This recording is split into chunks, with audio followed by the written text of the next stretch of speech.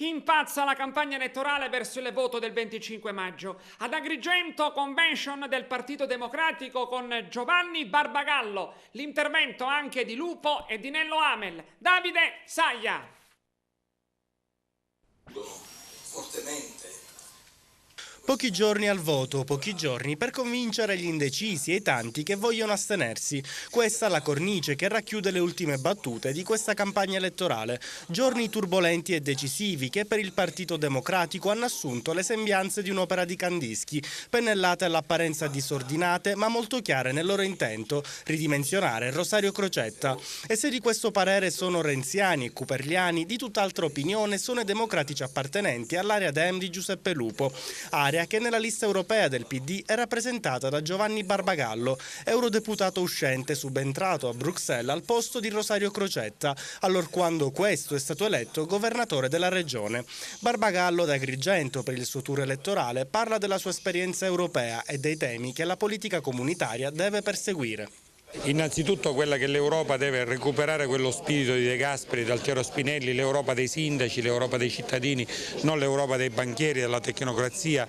C'è un'Europa in grado di confrontarsi con le economie più forti, tradizionali, ma anche con quelle emergenti. Un continente di 500 milioni in grado di fare una politica di solidarietà e di riduzione delle disuguaglianze, perché all'interno dell'Europa ci sono stati che vivono condizioni assolutamente diverse.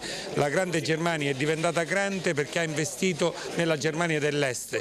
Il mezzogiorno d'Italia e la Sicilia invece sono state cancellate dall'agenda politica nazionale. E so che in Europa c'è bisogno di avere persone di esperienze. A livello regionale tutti sanno che sono stato l'autore della legge sulla riduzione dei deputati regionali da 90 a 70, sto facendo il sindaco di Trecastagni gratis. Anche in Europa c'è bisogno di più trasparenza e di ridurre i costi della politica. A sostenere la candidatura di Barbagallo anche Giuseppe Lupo, l'ex segretario regionale del PD, ha fatto il punto su questa campagna elettorale, cercando di gettare acqua sulle polemiche interne al partito degli ultimi giorni. Direi basta con gli scontri tra i candidati del Partito Democratico, gli avversari sono Grillo e la destra. Confrontiamoci sui temi della legalità, dello sviluppo, del lavoro, sono queste le priorità di cui dobbiamo parlare con la gente. Ma credo che dobbiamo dare forza al governo Crocetta, che deve affrontare un'emergenza economica e sociale drammatica per la Sicilia, per i lavoratori, per i pensionati, per i giovani siciliani. Fare quadrato per portare avanti provvedimenti di legge che davvero possono creare lavoro e sviluppo produttivo, questa è la priorità. Sponsor di Barbagallo è anche l'ex consigliere comunale Nello Amel, che motiva così il suo appoggio all'eurodeputato originario e attualmente sindaco di Trecastagni.